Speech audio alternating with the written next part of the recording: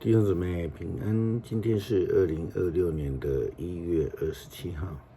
今天的经文是诗篇27篇第7节到14节，士师记第7章12节到22节，腓立比书第2章12节到18节。今天要跟大家分享的主题是发光。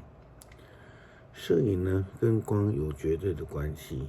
因为太暗的话呢，就变成了黑；太亮的话，就会变成了白，这样就显不出颜色啊。所以，色彩学就这样说了哈，黑白不是色。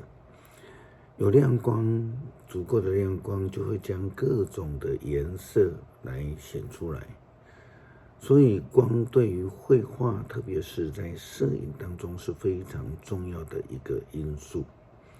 摄影的人，如果想要凸显一个部分，但又不够亮的时候，就会采用一个叫做补光的技巧，来使暗变成够亮。这就是如同信仰一样，上帝是我们的光，而基督徒蒙召呢，也是要成为上帝的光，帮助上帝来照耀这个世界，使世界有光。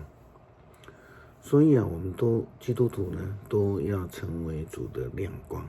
我们也看到士师记第7章12节到22节，记载了基甸他如何在上帝的光照之下，带领300个人，在对于这个强大的伊甸军队联合军队呢发动战争，而大获全胜的记载。圣经这样记载到，米甸人、亚玛利人和旷野部族的人遍布了谷中，像一群蝗虫那么多。他们的骆驼多得像海滩上的沙粒。基甸到了，听见有人对他的战友谈起了自己所做的梦。那人说：“我梦见一块大麦面包滚进了米甸人的营地，撞到帐篷，帐篷就垮了，洒在地上。”他的战友回答说：“那是以色列的约阿斯的儿子基甸的刀，没有别的意思。上帝把米甸和我们的全军都交在他的手里了。”听了那人的梦和解释以后，基甸就跪下来敬拜上帝。他回到以色列的营地，这对他们说：“起来，上主已经把米甸军队交在你们手里了。”基甸就把手下300人编成3队，每个人有一只号角，一个瓶子，瓶子里面有火把。他告诉他们：“我到了敌营地的时候，边缘的时候，你们要看着我，我怎么做，你们就照着做。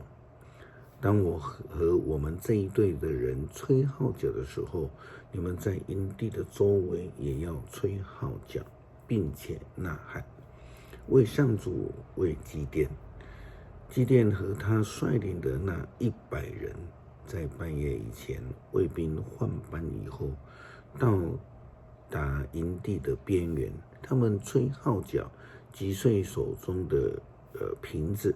其他2队也照做了。他们左手举着火把，右手拿着号角，呐喊说：“为上帝杀敌，为基甸杀敌。”他们在营地周围守住个人的岗位，敌军全部仓皇叫喊奔逃。基甸的300人吹号角时，上主使敌军自相残杀。他们往西利拉方向逃亡，一直逃到伯示他和他巴附近的亚伯米荷拉。保罗他在写信给这个腓立比教会这样的书信当中呢，他提到了基督徒要成为上帝的同工，要成为上帝的光，要照光在这个世界上。就如同我们前面所提到的，要成为那个摄影当中补光的器具，帮助上帝普遍的照亮这个世界。腓立比书第2章12节到18节的经文这样记载。那么亲爱的朋友，我跟你们在一起的时候，你们常常听从我。现在我不在你们那里，你们更要听从我，要战战兢兢，不断努力来完成你们自己的得救。因为上帝常常在你们心里工作，使你们既愿意又能够实行他美善的旨意。你们无论做什么，都不要埋怨或是争论，好使你们在这腐败弯曲的时代中纯洁无邪，做上帝没有缺点的儿女。你们要在世人当中发光，像星星照耀天空，坚守生命的道。你们这样做的话，在基督再来的日子，我就有所夸口了。因为这可以证明我一切的辛劳不是徒劳无功的。即使我必须以自己的血作为奠祭，交在你们用信心献给上帝的祭品上面，我也喜乐，而且要跟你们大家分享我的喜乐。同样，你们要喜乐，也让我分享你们的喜乐。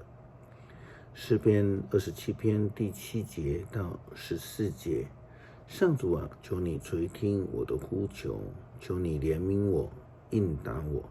你对我说，到我这里来。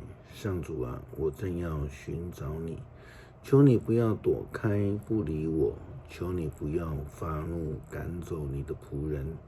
你一直是我的帮助，拯救我的上帝啊，求你不要离弃我，就是我父亲离弃我，上主也要看顾我。